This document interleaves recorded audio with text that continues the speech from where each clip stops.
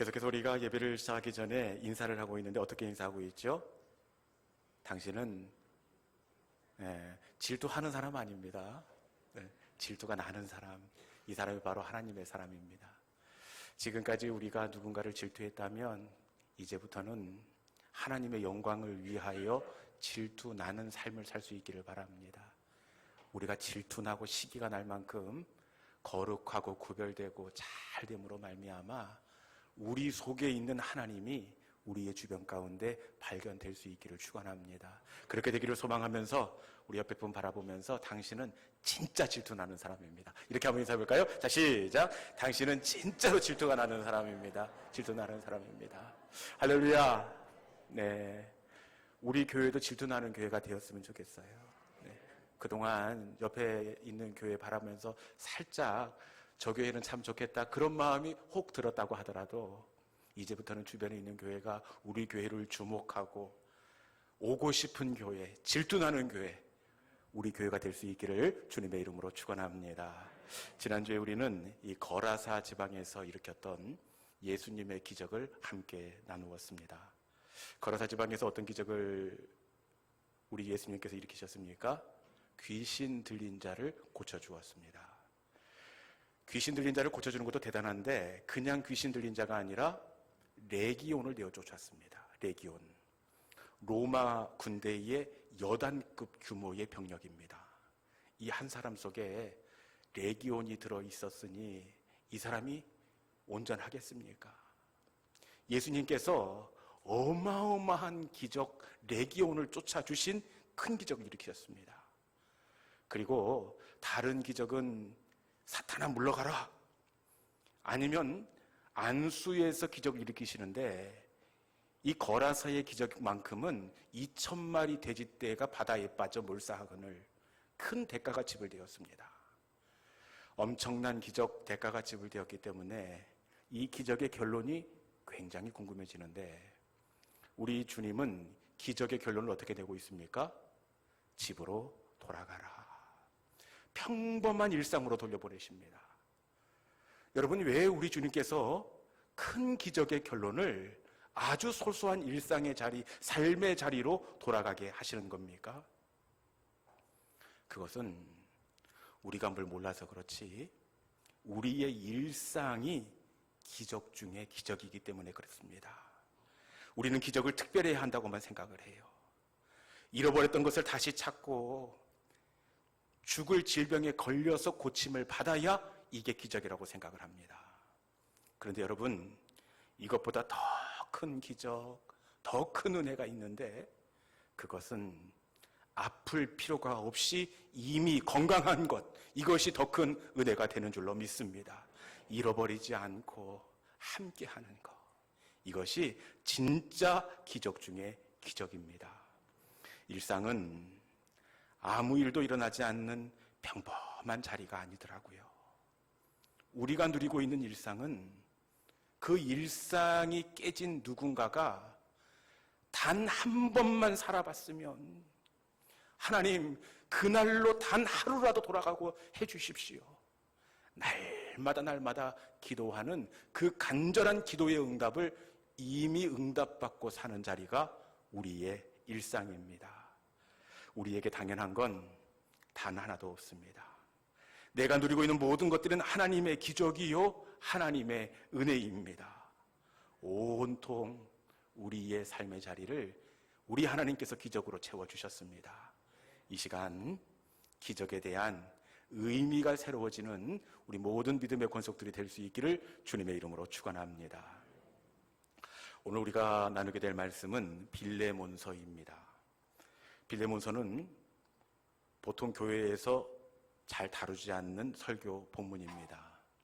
굉장히 생소하고 그리고 한 장으로 되어 있기 때문에 앞뒤로 달라붙어 있으면 이 본문 펴서 같이 읽자고 그래도 나오지도 않습니다. 신방 가서 빌레몬서 펴서 이렇게 신방 설교하면 이게 실례입니다. 교인들 붙어가지고 앞뒤로 넘겨가지고 그러면 서로 곤란합니다. 일반적이지 않은 책이 이 빌레몬서입니다. 이 빌레몬서는 어떤 책이냐? 이 바울이 로마 감옥에서 이 빌레몬, 이 개인에게 보낸 사적인 편지입니다.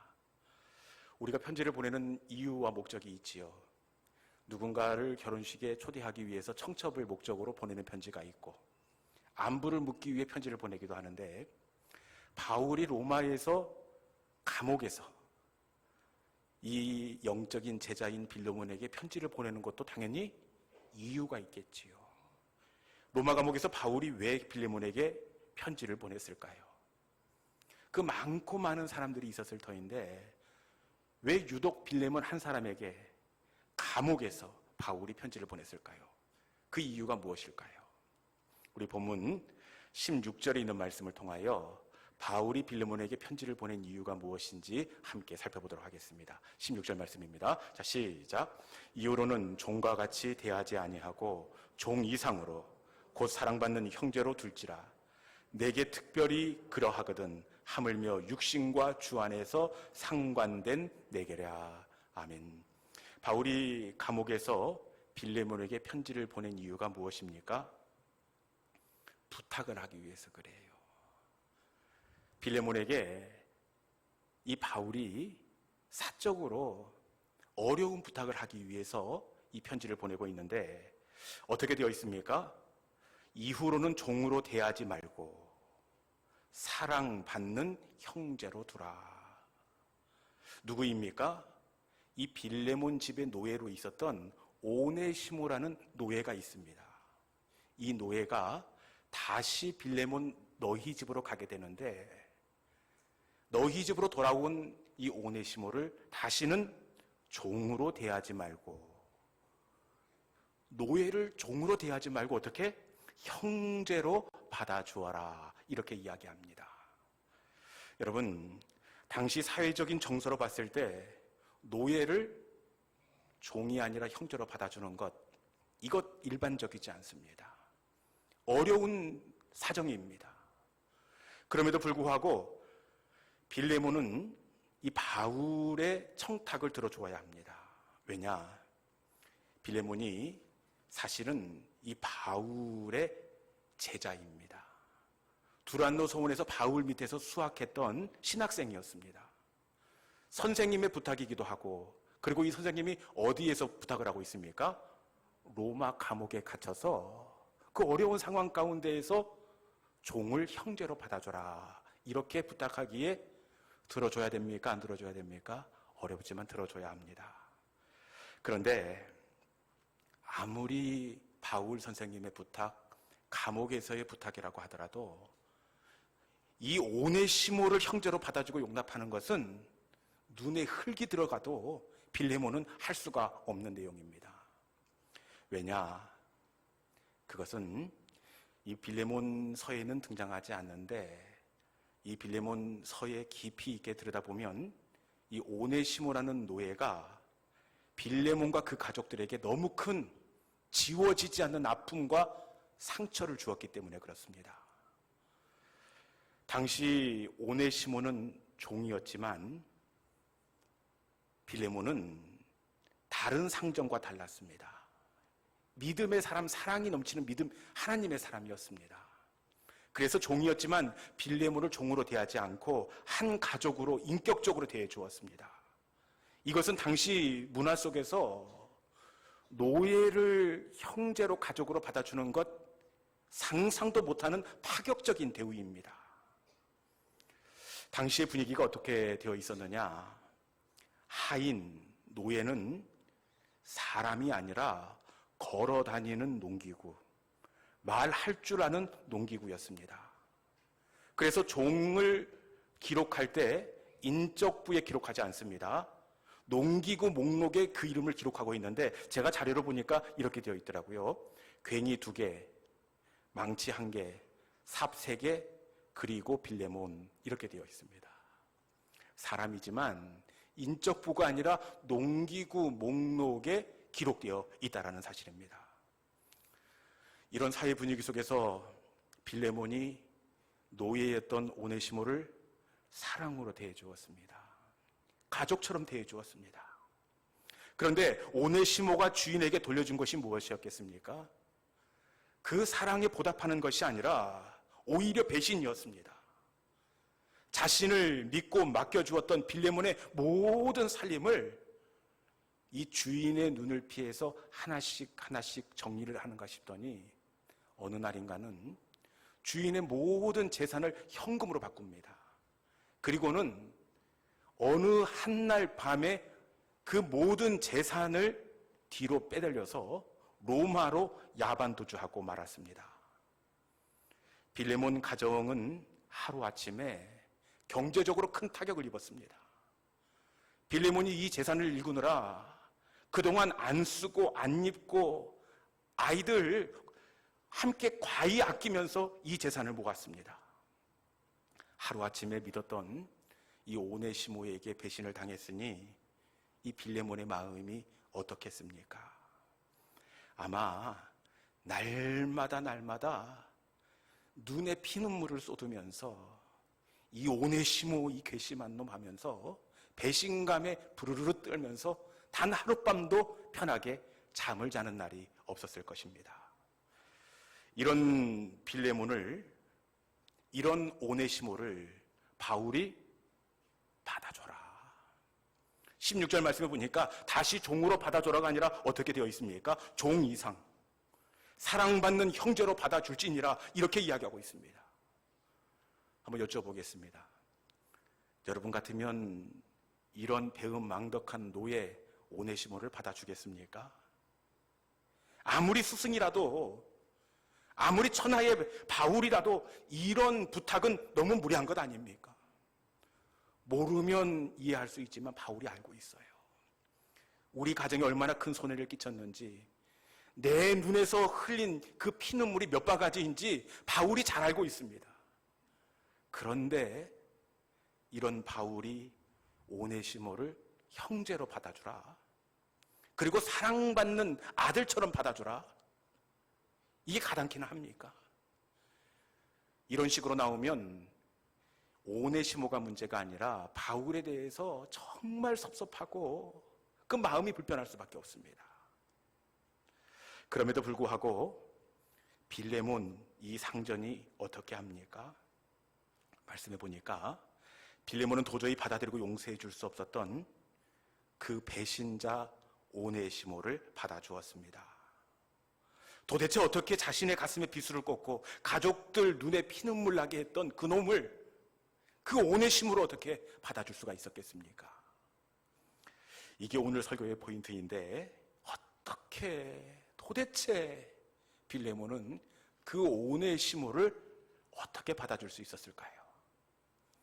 그것은 이 빌레몬이 자신에게 일어난 불행한 이 사건을 믿음의 눈으로 해석했기 때문입니다.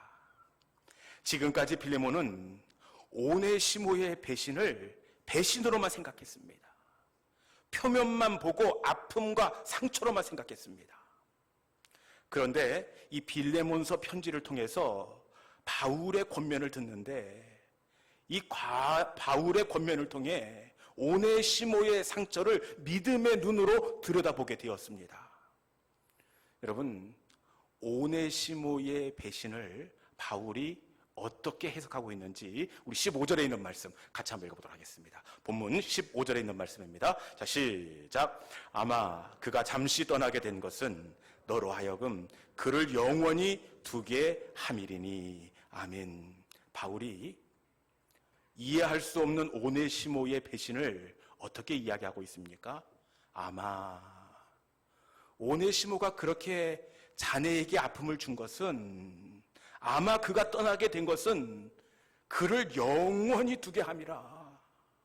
오네시모를 그리스도의 종으로 만들기 위함이라, 이렇게 해석하고 있습니다. 오네시모가 골로새에서 주인의 살림을 정리해 로마로 도망칩니다.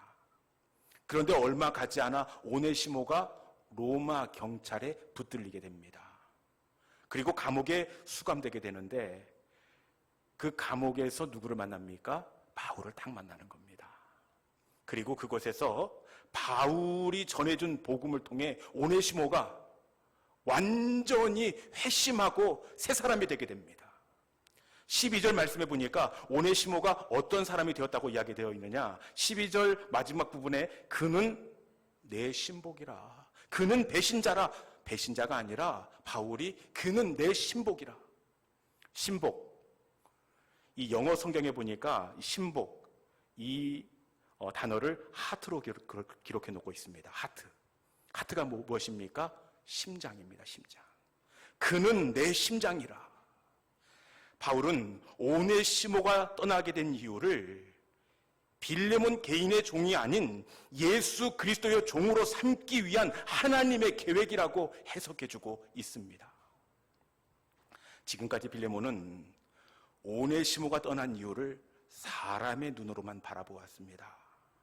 표면만 바라보고 사건이 우리 가정에 지울 수 없는 상처와 배신감을 안겨진 사고라만 생각했습니다. 그런데 바울을 통해 배신과 상처의 의미를 믿음의 눈으로 들여다볼 수 있게 되었습니다. 그를 영원히 두기 위함이라. 내 개인의 종이 아닌 하나님의 종으로 삼기 위함이라. 상처와 배신을 하나님의 눈으로, 믿음의 시선으로 바라보기 시작했습니다.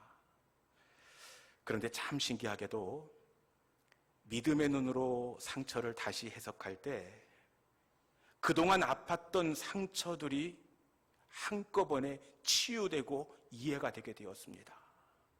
받아들일 수도 없고 이해할 수도 없었던 그 아픔이 오히려 그를 영원히 두기 위함이라. 그리스도의 종으로 삼기 위함이라. 그 상처를 믿음으로 해석할 때 오히려 감사와 찬송이 되었다는 사실입니다. 여러분, 믿음은 해석입니다. 믿음은 해석입니다. 우리 가운데 찾아온 사건을 인간적인 눈으로 표면적으로 바라보는 것이 아니라 그 안에 담겨져 있는 하나님의 뜻과 하나님의 경륜으로 다시 재해석해내는 것, 이것이 바로 믿음입니다. 그런데 너무나 많은 하나님의 사람들이 표면만을 바라봅니다. 사건만을 바라보고 상처만을 바라보고 그 안에 담겨져 있는 하나님의 섭리와 계획을 헤아려 보지 않습니다. 여러분, 믿음은 해석입니다. 내 삶에 일어난 잃어버림과 아픔의 사건이 단순한 사건이 아니라 이 속에 있는 하나님의 일하심과 하나님의 섭리가 있다는 것을 믿음으로 해석하는 것, 이것이 바로 믿음입니다. 사건만 바라볼 때는 이해할 수가 없고 표면만 바라볼 때는 하나님을 원망하고 그리고 그 사건을 만나게 한 그 사람을 미워할 수밖에 없습니다. 그런데 사건을 믿음으로 해석하면 우리의 아픔도 변하여 감사, 찬송이 되게 될 줄로 믿습니다. 이 시간 이해할 수 없는 우리 삶의 자리를 표면이 아니라 믿음의 눈으로 다시 해석할 수 있는 믿음의 성도들이 될 수 있기를 축원합니다. 여러분, 사건을 믿음의 눈으로 해석하면 용서할 수 없는 사람도 용서할 수 있습니다. 형들의 손에 팔려간 꿈의 사람 요셉이 어떻게 형들을 용서할 수가 있었습니까? 그 형들 절대로 용서할 수 없는 사람들 아닙니까?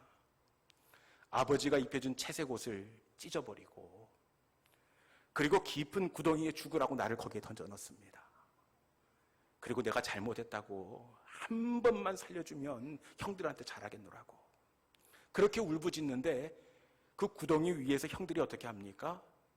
요셉이 가지고 온 음식을 나눠 먹으면서 낄낄거리면서 요셉을 조소합니다. 그 속에서 요셉이 무슨 생각을 했겠습니까? 살려달라고 하는데 서로 웃으면서 음식을 나눠 먹습니다. 도저히 용서할 수 없습니다. 그럼에도 불구하고 요셉이 이후에 형들을 용서합니다. 형들을 용서했을 뿐만 아니라 아버지가 돌아가신 이후에 형들의 자녀들까지 돌보는 아량을 베풀어 줍니다. 도대체 어떻게 요셉은 이 상황 속에서 형들을 용서할 수가 있었을까요? 그건 역시 아픔의 사건을 믿음으로 해석했기 때문입니다. 누가 봐도 형들이 요셉을 미워해서 노예의 상에 팔아 넘긴 것으로 보여집니다. 그런데 요셉은 이 상처를 믿음으로 해석하고 있는데 창세기 50장 20절에 있는 말씀 같이 한번 읽어보도록 하겠습니다. 같이 읽습니다. 자, 시작. 당신들은 나를 해하려 하였으나 하나님은 그것을 선으로 바꾸사 오늘과 같이 많은 백성들의 생명을 구원하게 하셨나니. 아멘. 요셉이 아픔과 상처를 어떻게 해석하고 있습니까? 하나님은 선으로 바꾸사. 상처를 하나님으로 해석하고 있습니다. 아픔을 믿음으로 해석하고 있습니다. 아픔을 믿음으로 해석하자 형들의 배신이 어떻게 보여집니까? 그것은 형들의 배신이 아니라 많은 백성을 살리기 위한 하나님의 계획과 인도하심으로 해석되었습니다. 형들이 팔아넘긴 것이 아니라 흉년으로부터 많은 백성의 생명을 구하도록 하나님이 애굽으로 인도하심이라는 것을 알게 되었습니다. 믿음은 표면을 보는 것이 아니고, 믿음은 사건만을 바라보는 것이 아니고, 믿음은 표면 속에 담겨 있는 하나님의 계획과 하나님의 섭리를 바라보는 것, 이것이 바로 믿음이 되는 줄로 믿습니다. 이전에 사역하던 교회에 암으로 투병하던 권사님이 계셨습니다. 그 젊은 권사님이 암으로 투병하니 이 남편이 애가 닳지요. 신앙생활 않던 이 남편이 얼마나 애가 닳던지 암으로 판명받고 그 다음 주에 등록을 했습니다. 주일 예배는 기본이고 그 다음 날부터 새벽 예배 나와서도 가장 마지막까지 아내를 살려달라고 그렇게 기도했습니다. 남편분만 기도한 것이 아니라 덕망이 있던 권사님이라 온 교회가 매달려 권사님을 살려달라고 그렇게 기도했습니다. 그런데 여러분, 이 권사님이 어떻게 되었겠습니까? 너무 빨리 데리고 가셨어요. 4개월도 못 되어 우리 권사님을 천국으로 하나님께서 데리고 가고 말았습니다. 그러니 이 남편분이 얼마나 좌절이 되고 얼마나 실망이 크겠습니까? 남편뿐만 아니라 온 교회가 시험에 빠졌어요. 하나님 살아계시는 거 맞아? 하나님이 기도하시면 들어주신다는데 온 교회가 그렇게 금식하며 새벽을 깨워 기도했는데 하나님은 도대체 왜 그 권사님을 빨리 데리고 가셨냐? 교회가 술렁술렁합니다. 이런 장례를 집례할 때면 목회자도 해줄 말이 없습니다. 그 상황 가운데 무슨 위로를 할 수가 있겠습니까? 참 곤란하고 어려운 가운데 장례를 이렇게 예배를 준비하고 있는데 하나님께서 저에게 권사님을 천국으로 그렇게 바쁘게 데리고 간 이유를 보게 해주셨습니다. 하나님께서 왜 그렇게 4개월도 안 되는 빠른 시간에 권사님을 천국으로 모시고 갔느냐? 이사야서 57장 1절에 있는 말씀, 개역 한글 버전입니다. 이것은 57장 1절 한번 같이 한번 읽어봅시다. 자, 시작. 의인이 죽을지라도 마음에 두는 자가 없고 자비한 자들이 취하여 감을 입을지라도 그 의인은 화액 전에 취하여 감을 입은 것인 줄로 깨닫는 자가 없도다. 아멘. 다시 한번 읽어봅시다. 왜 하나님께서 그렇게 바쁘게 정말 정결하고 이렇게 덕스러운 우리 권사님을 빨리 모시고 갔는지 57장 1절 말씀 다시 한번 읽어봅시다. 자, 시작. 의인이 죽을지라도 마음에 두는 자가 없고 자비한 자들이 취하여 감을 입을지라도 그 의인은 화액 전에 취하여 감을 입은 것인 줄로 깨닫는 자가 없도다. 아멘. 여러분, 의인도 죽고 자비한 자들도 죽습니다. 그런데 왜 빨리 취하여 가느냐? 말씀해 보니까 그 의인이 화액 전에 취하여 감을 입었다. 이렇게 말씀합니다. 빨리 취하여 간 이유가 무엇이라고요? 화액 전에, 화를 만나기 직전에 권사님을 취하여 갔다. 이렇게 말씀합니다. 권사님이 이 땅에 육신을 입고 있으면 가족들은 좋겠지만 권사님 입장에서 감당하기 버거운 화를 만나게 되어 있다는 겁니다. 감당할 수 없는 아픔과 괴로움 전에 하나님께서 권사님을 천국으로 데리고 갔다. 이렇게 감동을 주셨습니다. 여러분, 인간적인 눈으로 보면 섭섭함이고 절망이고 슬픔이지만 이별의 상처를 믿음으로 해석하자 유가족들이 얼마나 큰 위로와 소망을 얻게 되었는지 모릅니다. 애통과 슬픔이 변하여 오히려 큰 감사와 기쁨이 되었습니다. 여러분, 믿음은 해석입니다. 우리 삶의 자리에 찾아온 아픔과 실패와 절망을 사람의 눈으로 들여다보는 것이 아니라 이 속에 담겨져 있는 하나님의 계획과 일하심으로 다시 재해석해 내는 것이 바로 믿음입니다. 이 시간 여러분의 삶 속에 찾아온 막힘과 절망과 상처들을 하나님의 눈으로 다시 해석해낼 수 있기를 축원합니다. 이제 말씀을 마치겠습니다. 여러분들에게 찾아온 그 영적인 오네시모는 무엇입니까? 여러분들에게 찾아온 그 상처와 아픔은 무엇입니까? 어떤 분들은 건강을 잃어버린 아픔일 수 있고, 또 어떤 분들은 먼저 떠나보낸 가족일 수 있습니다. 또 어떤 분들은 기울어버린 산업의 자리일 수 있습니다. 여러분, 그 아픔이 무엇이든지 이 사건을 믿음으로 해석할 수 있기를 바랍니다. 하나님의 계획과 하나님의 일하심이 있음을 믿음으로 해석해낼 수 있기를 바랍니다. 그 하나님을 바라볼 수만 있다면 우리는 어떤 어려운 시간들도 인내하며 기다릴 수 있습니다.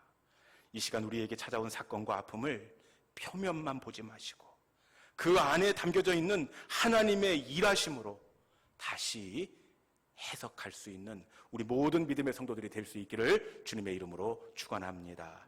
이 시간에 주신 말씀을 마음속에 품고 우리가 함께 찬양하며 기도의 자리로 나가기를 원합니다.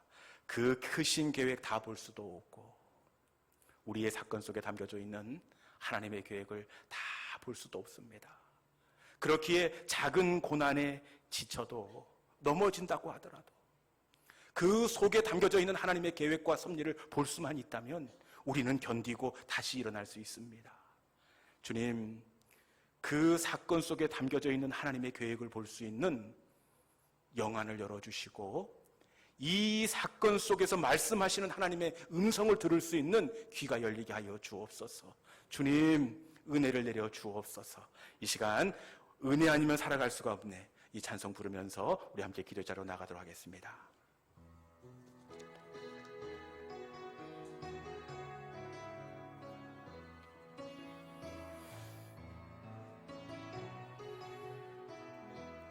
은혜 아니면 살아갈 수가 없네.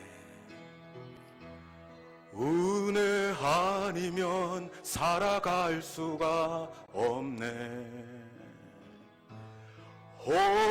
호흡마저도 다 주의 것이니 세상 평안과 위로 내게 없어도 예수 오직 예수뿐이네. 다시 한번 할까요? 은혜 없이면 살아갈 수가 없습니다. 은혜 아니면 살아갈 수가 없네. 호흡마저도 다 주의 것이니 세상 평안과 위로 내게 없어도 예수 오직 예수뿐이네. 크신 계획 다 볼 수 없고 크신 계획 다 볼 수도 없고 작은 고난에 지쳐도 주 나의 모든 삶 버티고 견디게 하시네. 은혜 아니면 살아갈 수가 없네. 나의 모든 것 다 주께 맡기니 참된 평안과 위로 내게 주신 주 예수, 오직 예수뿐이. 다시 한번 할까요? 은혜 아니면 살아갈 수가 없습니다. 은혜 아니면 살아갈 수가 없네. 호흡마저도 다 주의 것이니 세상 평안과 위로 내게 없어도 예수, 오직 예수뿐이. 그 신계획 다 볼 수도 없고 그 신계획 다 볼 수도 없고 작은 고난에 지쳐도 주께 묶인 나의 모든 삶 버티고 견디게 하시네. 은혜 아니면 살아갈 수가 없네. 나의 모든 것 다 주께 맡기니 참된 평안과 위로 내게 주신 주 예수, 오직 예수뿐이. 그 신계획 다 볼 수도 없고 그 신계획 다 볼 수도 없고 작은 고난에 지쳐도 주께 묶인 나의 모든 삶 버티고 견디게 하시네.